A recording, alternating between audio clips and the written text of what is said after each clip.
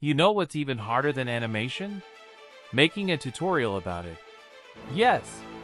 Knowing how to animate is way different from teaching how to animate. The same thing in life. Scientists may be good at discovering, but not so good in teaching you the same thing. That's why we have teachers. Luckily for you, I'm also a teacher. Please don't believe that, it's a joke. I'll be very honest. I'm good at what I do to an extent, but teaching is a different ball game. That's why I am going to break everything into 5 pieces. The first one is the foundation. You know how everything been built has a foundation, that's right. If you apply this to animation, it becomes structured. For the foundation, you need to create a basic animation to work with. In the case, I'm going to animate the pea shooter, idle and shooting animation. We'll start by making the base animation.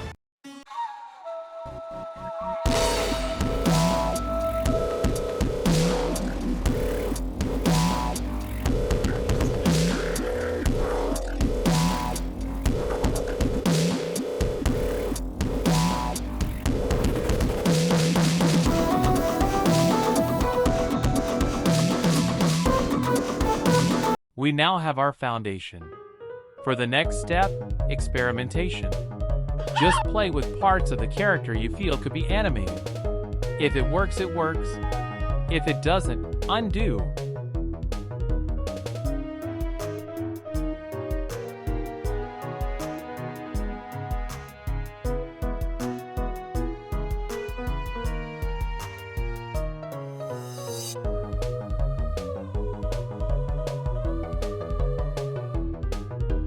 When you're done with that, we move to our next step, anticipation.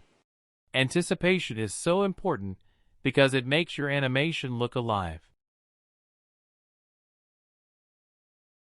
In this idle animation, to add anticipation, I'll press the pea shooter each time he bends to the left or right.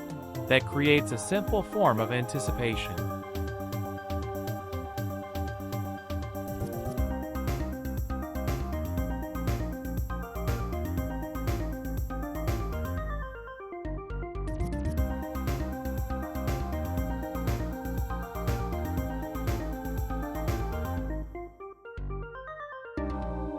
And boom, he looks more alive.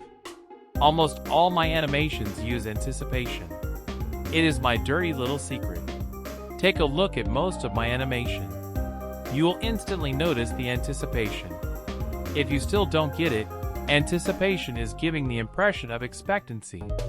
That is showing that the character is about to do something.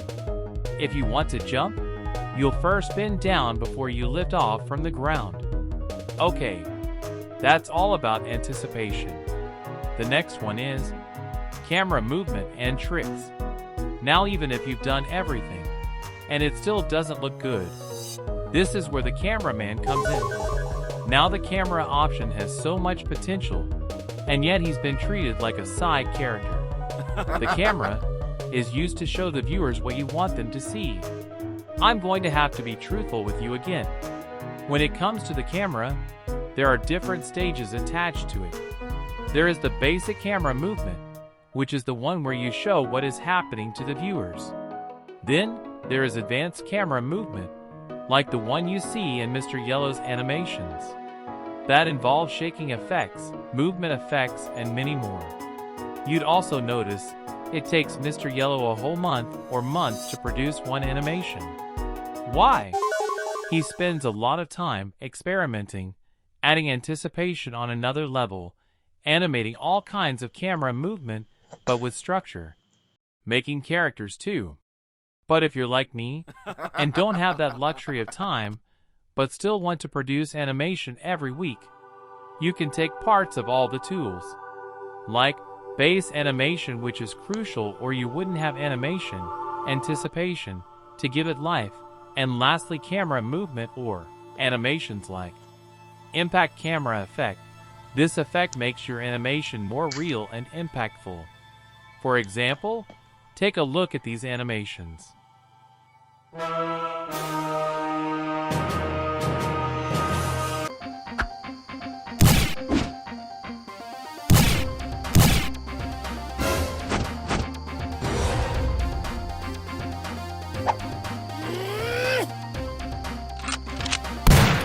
how to create such effects.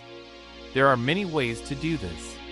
You can choose to manually make such effects using the camera in DC2, or you can use apps like Enhance by going to Effects and selecting Beats. You can also use CapCut, Alight Motion, KineMaster, and many more.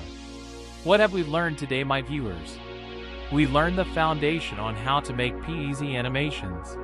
We've also learned why experimentation is important, because it helps you develop new tricks only you can know. We now know what anticipation is and how to use it. We've seen the importance of the cameraman, how it is used, and camera effects. Please, my fellow Pookies, Cookies, and Doodles, if you enjoyed this video, please like and share. Also, I am now obligated to call my viewers Pookies, Cookies, and Doodles.